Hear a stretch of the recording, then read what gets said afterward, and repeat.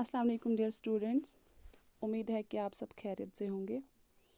आज हम क्लास 6 के साइंस का chapter number 9 living organisms and there surroundings इसको स्टार्ट करेंगे। पहले हम चैप्टर के नाम को समझने की कोशिश करेंगे कि चैप्टर किस बारे में है और क्या पढ़ना है, हमें किसके रिलेट पढ़ना है। तो देखिए, हमारे चैप्टर का नाम है living organisms and there surroundings. इसका मतलब है इस चैप्टर में हमें लिविंग ऑर्गेनिजम्स के बारे में पढ़ना है और उनकी सराउंडिंग्स के बारे में पढ़ना है।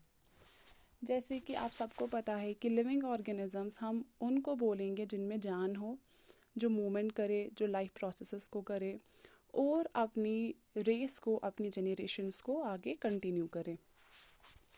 और यहाँ पर हमें इन लिविंग ऑर्गेनिजम्स की सराउंडिंग्स के बारे में भी पढ़ना है।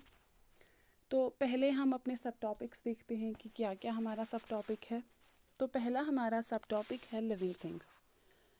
दूसरा हमारा सब टॉपिक है कैरेक्टरिस्टिक्स ऑफ लिविंग थिंग्स, यानी कि जो जानदार चीज़ें हैं, चाहे वो प्लांट हो या एनिमल हो, इनकी खसूसियत क्या है, इनके फीचर्स क्या है, इनकी यूनिकनेस क्या है।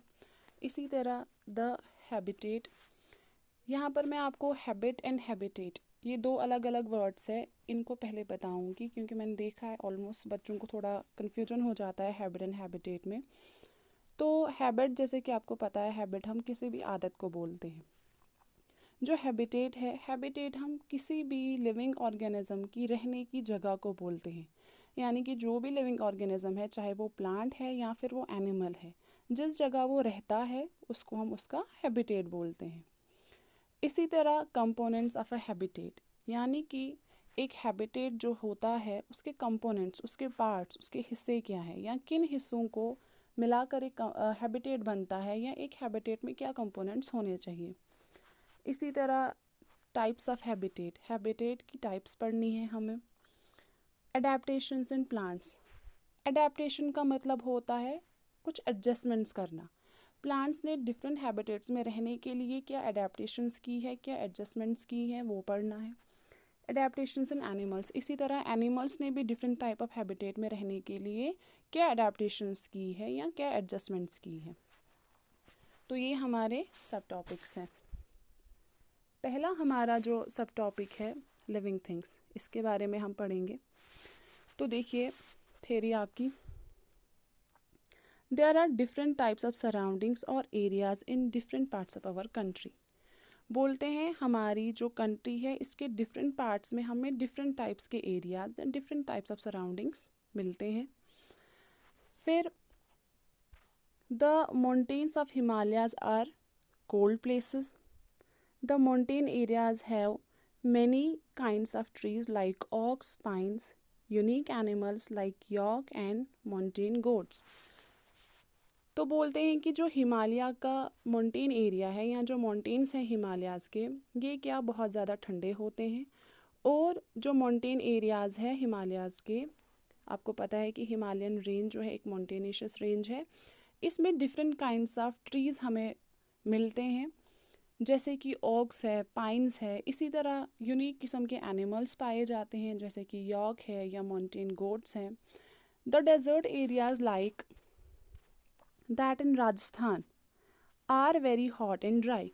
इसी तरह जो डेजर्ट एरिया है जैसे कि राजस्थान, वो बहुत ज़्यादा गर्म और ड्राई होता है, यानी कि ज़्यादा गर्म और खुश्क होता है। The desert areas have many special types of plants such as cactus and animals like camels. तो जो डेजर्टिक एरियाज़ होते हैं वहाँ पर भी स्पेशल टाइप्स के प्लांट्स मिलते हैं, जैसे कि कैक्टस है, और एनिमल जो वहाँ के हैं जैसे कि कैमल्स है। कैमल्स के बारे में आप सबको पता है, कैक्टस के बारे में भी पढ़ा हुआ है कि कैक्टस क्या है, इसकी स्पेशलिटी है कि ये कम पानी पर भी ज़िंदा रह लेता है। इसी तरह कैमल जो है उसको भी पानी की ज़्यादा ज़रूरत नहीं पड़ती है, क्योंकि ऑलरेडी जो डेजर्टिक एरियाज़ है वो ड्राई होते हैं। तो कैमल का आपको पता है कि इसको कहा जाता है ship desert. The coastal areas, seashore areas are very humid and have an entirely different kind of trees such as palm trees.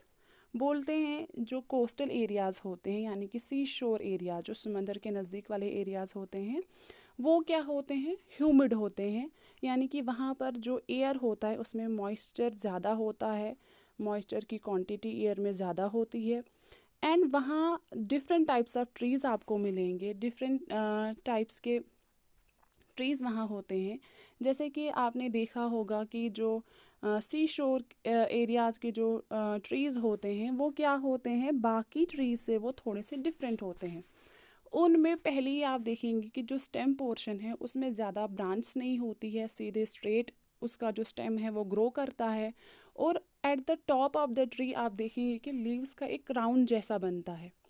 तो यानी कि यहाँ पर हम क्या देख रहे हैं कि चाहे हमारा माउंटेन एरिया है, चाहे हमारा डेजर्ट एरिया है, या फिर हमारा कोस्टल एरिया है, तीनों एरियाज़ हमारी ही कंट्री के पार्ट्स है, लेकिन तीनों एरियाज़ डिफरेंट है। डिफरेंट वैरायटी वहाँ पर पाई जाती है लिविंग ऑर्गेनिजम्स की, चाहे प्लांट्स हो या एनिमल्स हो। यहाँ पर and the sea water contains yet another kind of animals like fish and crabs etcetera.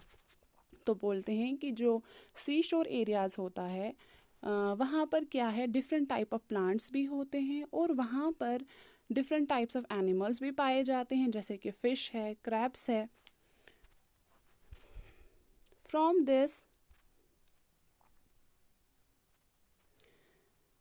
this discussion we conclude that the surroundings like the mountains, deserts and seashore are different from another in climate। तो बोलते हैं कि इस discussion जो हमने ऊपर की, यानी कि हमने माउंटेन एरियाज़ का पढ़ा, डेजर्ट एरियाज़ का पढ़ा, सी शोर एरियाज़ का पढ़ा, तो इस डिस्कशन से हमें ये पता चलता है कि जो सराउंडिंग्स है उनमें हर एक जगह में अलग अलग क्लाइमेट है। यानी कि डेजर्ट का क्लाइमेट अलग है, सी शोर एरिया का क्लाइमेट अलग है, माउंटेन्स का क्लाइमेट अलग है, लेकिन इन सब में लिविंग थिंग्स यानी कि प्लांट्स और एनिमल्स पाए जाते हैं। यानी कि जो भी हमारा एरिया है, चाहे वो डेजर्ट एरिया हो, चाहे माउंटेनियस एरिया हो, चाहे वो कोस्टल एरियाज़ हो, हर जगह पर हम क्या पाते हैं, लिविंग ऑर्गेनिजम्स। लिविंग ऑर्गेनिजम्स में क्या क्या आएगा, प्लांट्स और animals. Moreover, the kind of living things, plants and animals found in each of the surroundings or regions are very different from the plants and the animals of the other surroundings। बोलते हैं यहाँ हमें living organisms तो मिलते हैं, लेकिन जो यहाँ के प्लांट्स हो या एनिमल्स हो वो एक दूसरे से बहुत ज़्यादा डिफरेंट होते हैं। यानी कि एक एरिया के एनिमल्स और प्लांट्स दूसरे एरिया के प्लांट और एनिमल्स से डिफरेंट पाए जाते हैं। If we look inside our home, there may be a spider or a lizard on the wall। बोलते हैं अगर हम अपने घर के अंदर देखें तो आप देखेंगे कि हमारी वॉल्स पे स्पाइडर कभी कभी होता है, लिजर्ड्स होती हैं या बाकी सारे होते हैं।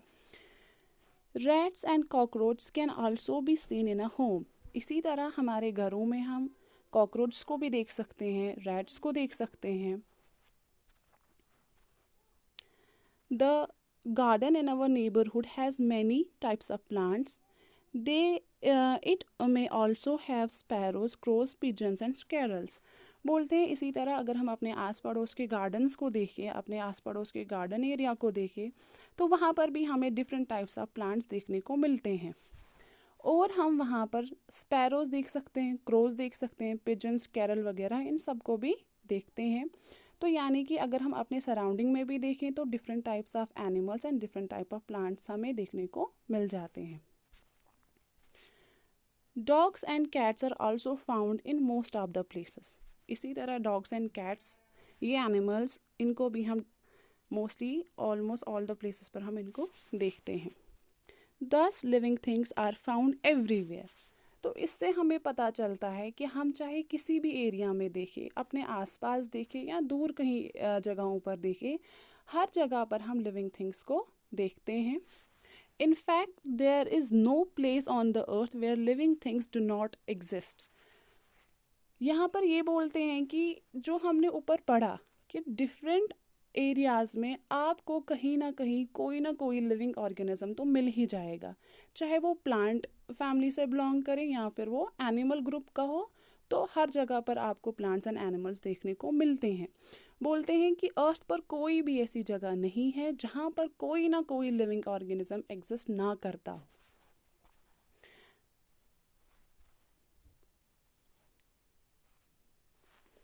It has been found by scientists that tiny living organisms exist even in the openings of the volcanoes. बोलते हैं कि जो साइंटिस्ट्स है उन्होंने देखा है कि जो लिविंग ऑर्गेनिजम्स है, जब वॉल्केनिक इरप्शन होता है तो वहाँ पर जो ओपनिंग्स बन जाती है उन वॉल्केनोज में, उनकी ओपनिंग्स में भी इन लिविंग ऑर्गेनिजम्स को देखा जा सकता है। In this chapter, we will first discuss living things and their characteristics, and then we will discuss their habitat, living places and adaptations.